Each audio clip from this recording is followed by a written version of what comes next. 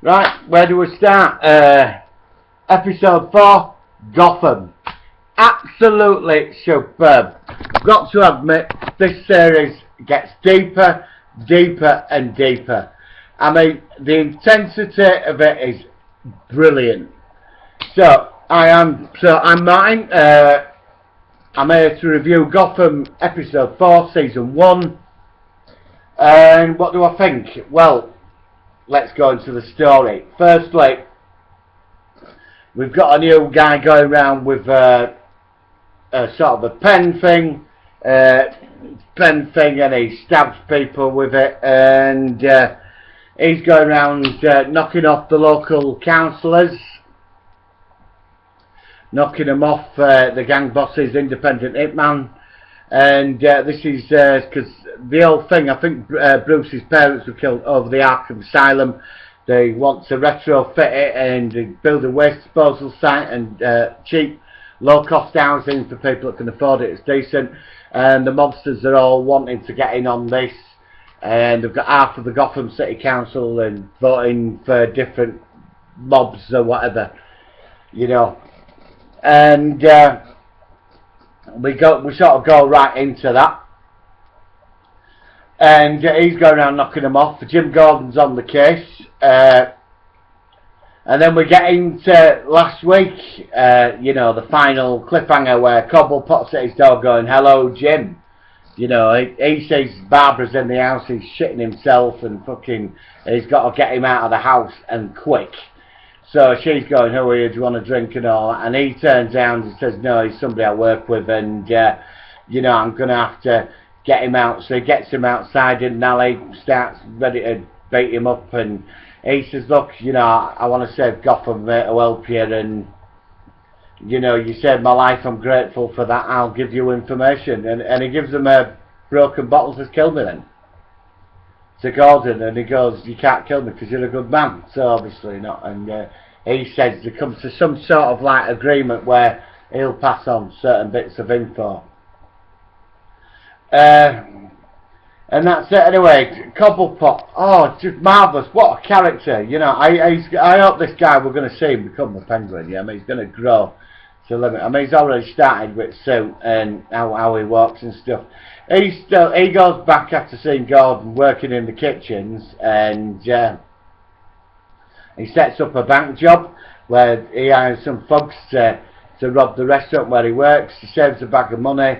The guy in charge of the restaurant, the manager, gets murdered, and all the mobster guys get murdered, and that's it really. You know, he hides in a fridge. They open the door when other mobsters turn up. Excuse me, I've got a bit of a cold coming on. Hides in the fridge with a bag of money. The open door, he's there with money. He bullshits his way in with a gang. You know, say, you know, you've done well. And that's it. Ed Boss turns up, Don whatever, and he gets promoted to the new restaurant manager.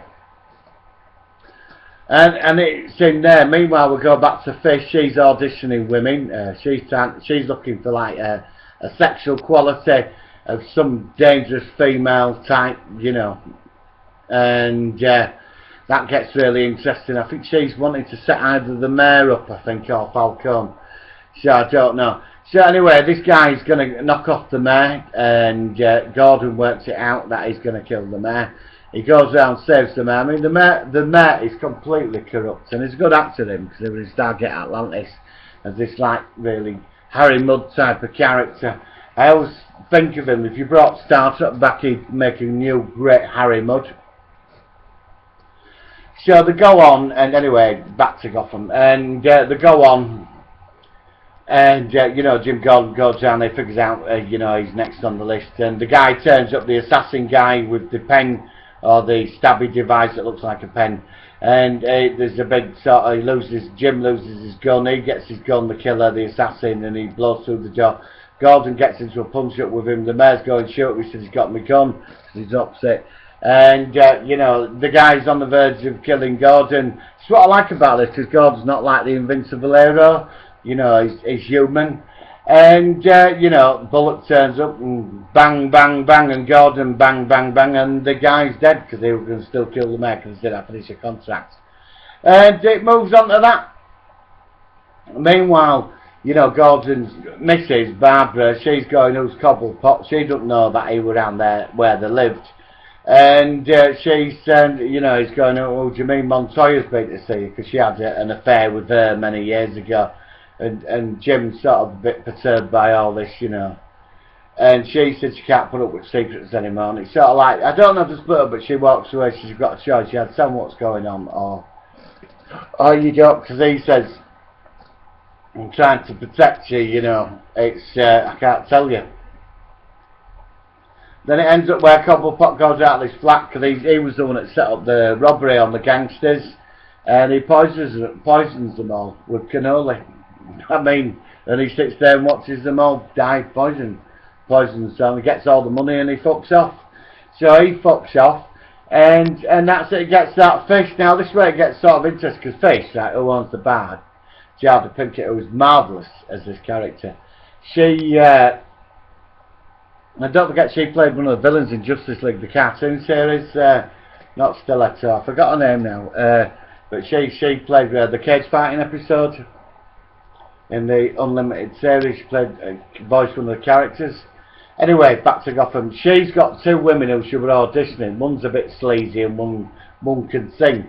So, I mean, they both got the quality. If they both had the same quality, obviously it's what she wanted. But she has them both stood in this warehouse somewhere with a gangster and a poodle. He's like a poodle that serves her. And she says, fight each other and whoever wins gets the job. And they have a big punch-up. And obviously the sleazy bird wins. I don't like saying that, but she's meant to be like, she's got the sleazy factor. I'm sorry, I'm not being sexist, but that's how it comes across, you know. So she's got more than the other one can sing and she can't. And they have a fight. I think, I don't know if she kills her, but they have a fight and she gets the job. And Fish employs her, and I think she's going to target her towards the mayor or Falcone when she's trained her up. There's going to be something going on there. And that's it really, that's this week's episode. I mean, that's the basic story.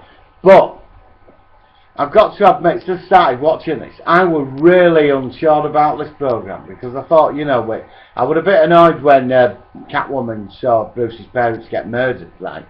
And I thought, well, they're making this wrong. And, you know, and the whole thing about Bruce growing up. I mean, we jump back to Bruce, not much in this episode, but he's investigating certain things, and Gordon goes round and sees him and tells him that, you know, his parents' legacy, and I think his parents were going to build the housing estate and retrofit Arkham, you know, to benefit people in Gotham and, you know, sort the place out. And he you know, it comes out, he thinks, well, these gangsters and out corruptions perverted his parents' legacy. So, I mean, you know, what happens then, and Gordon says to him, well, no, it hasn't, because you're still alive.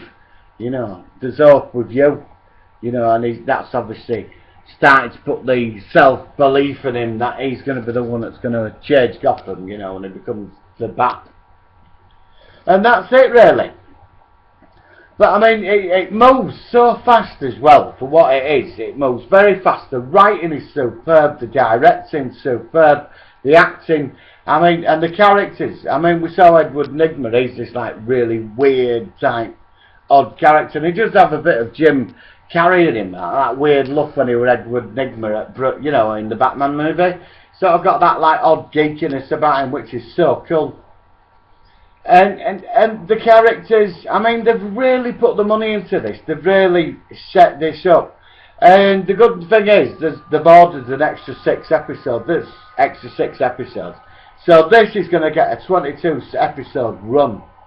It's looking like. You know, not bad for the first season, and I am impressed with this. I mean, I can't, you know, I could watch this all day, quite happily. It's brilliant where it's going. I've got a general idea of where this is going to go. And I think it's great that it's so grounded, and it's just, it takes beyond a normal detective series, do you know what I mean? Because the weirdness is there, everything's been laid out. And I think if this becomes good enough, you could probably use this as a proper prequel to the last Batman series. I mean, you could. I mean, there is a possibility to this. I mean, you know, what a great start. You could definitely start from top of this. You could start a Batman franchise easily for the television, which I would like to see from this. I mean, that would be so cool. So I'm going to give this week's episode 5 out of 5, and another 5 for being absolutely superb. Keep up the good work, Gotham. You are awesome. So please subscribe to my videos. Sorry for the spoilers. Subscribe to my videos. Share, debate with me. You know, I love this program. It is so fucking cool.